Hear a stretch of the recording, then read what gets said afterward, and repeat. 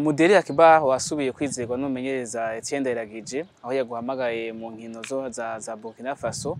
Imbere yuko twinjira muri zo nkino nziza, reka tubanze turabe muri kahise. Mbega wewe nka Mudeli gukina urukino rwa Senegal rwari rukomeye,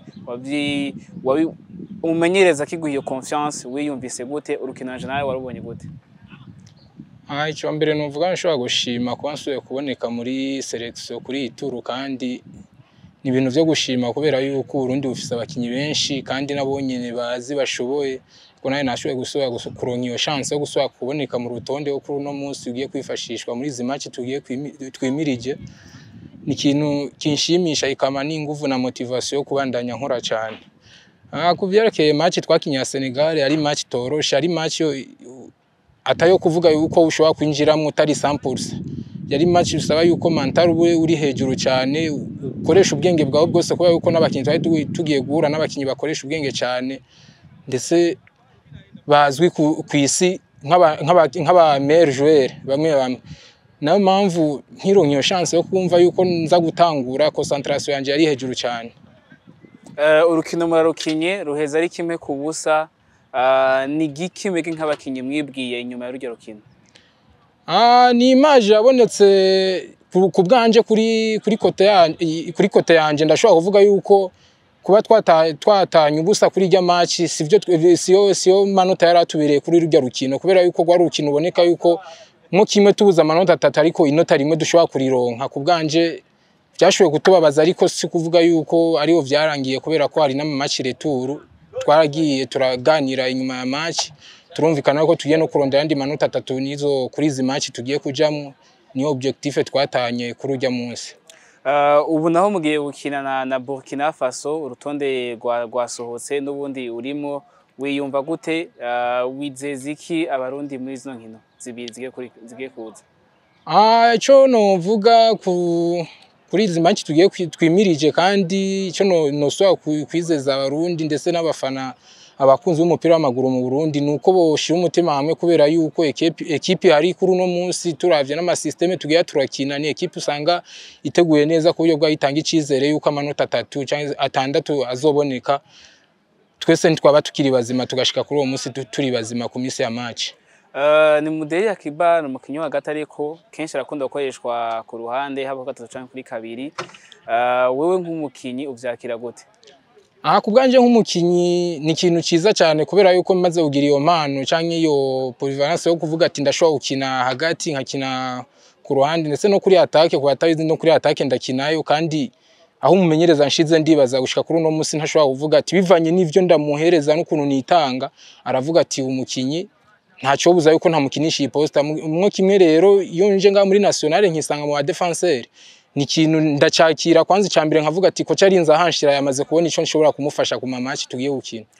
Uyu munsi Mudeli yatanguye higanwa ryo mu Rwanda mu rwa Gasogi.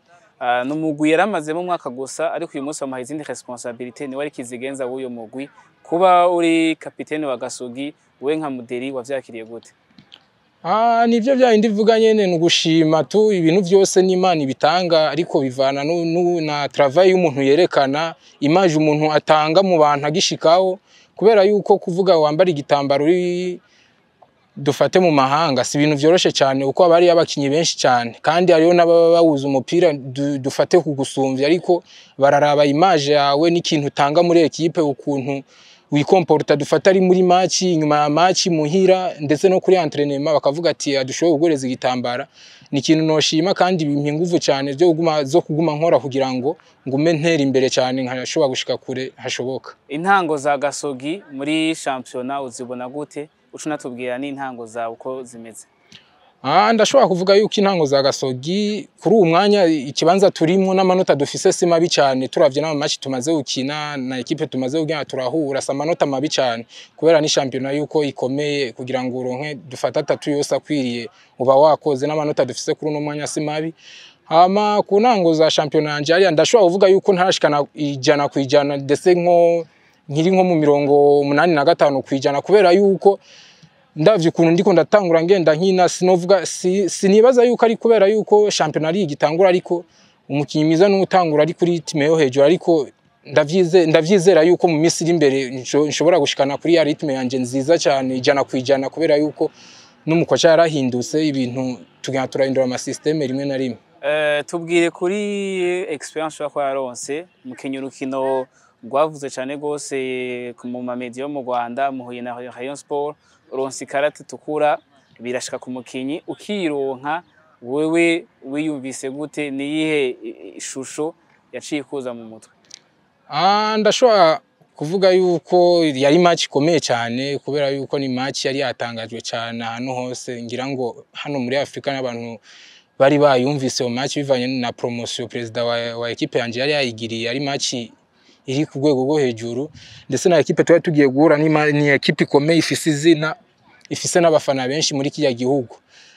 Kuronka carton rouge muri match nk'ijya n'ibintu bishika ndavye na carton na Ronse so uvuga yuko ryari kosa novuga yuko nari guhita ndonka carton rouge direct ariko bivana n'umuhagarikiza ukuntu yaravye araba tension y'umukinyi n'ukuntu yagiye niwe afise icemezo cyanyuma akavuga ati ndamuha carton jaune canke rouge birashika.